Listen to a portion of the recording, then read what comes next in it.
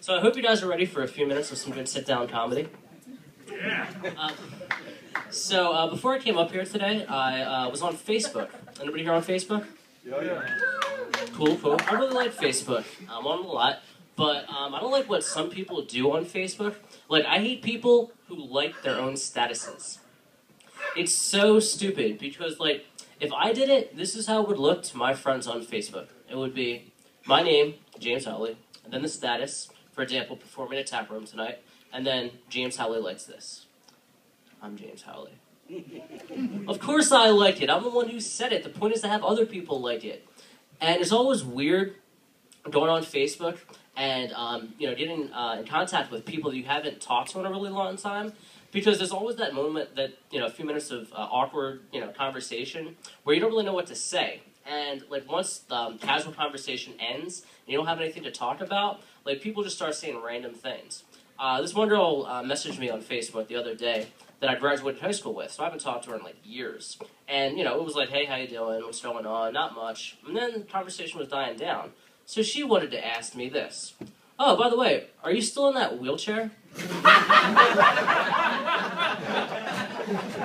And I was so outraged. All I said was yes. And I guess she wasn't expecting me to say yes, because she replied with, oh, sucks to be you. Thanks. That was really nice of you. But, Facebook's a good way to keep in contact with some of your friends that you actually want to keep in contact. Don't like that bitch. I like to keep in contact with my friends, but I don't have some of the smartest friends in the world. Like, when I first started doing comedy, I told my one friend that I was doing it, and he was like, what do you mean by comedy? I was like, like stand-up comedy. He's like, dude, you can stand up? I told him yes, and he thinks this whole wheelchair thing is a part of my comedy act. But it's not.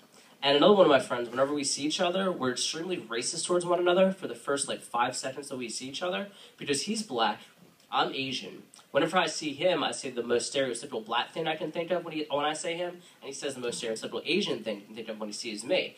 And I want to try and say, a stereotypical black name to say to him when I first see him, but it's really hard to think of something different, because his name's Deshaun. So, I'm like, what's up, Tyrone? And he's like, what's up, Chang? And I'm like, not much. The other day when I saw him, I was like, what's up, Roscoe's Chicken and Waffles? And he was like, what's up, $15 pedicure? Like, not much. Good, nice to see you too. So, you can tell by looking at me and from the intro that I'm in a wheelchair. I've been in a wheelchair my whole life. I like to, make jokes about myself. I do it all the time, but I like to do it in times when people least expect it. Like, when people are asking me, how am I feeling? I say, with my hands, because I can't below the waist.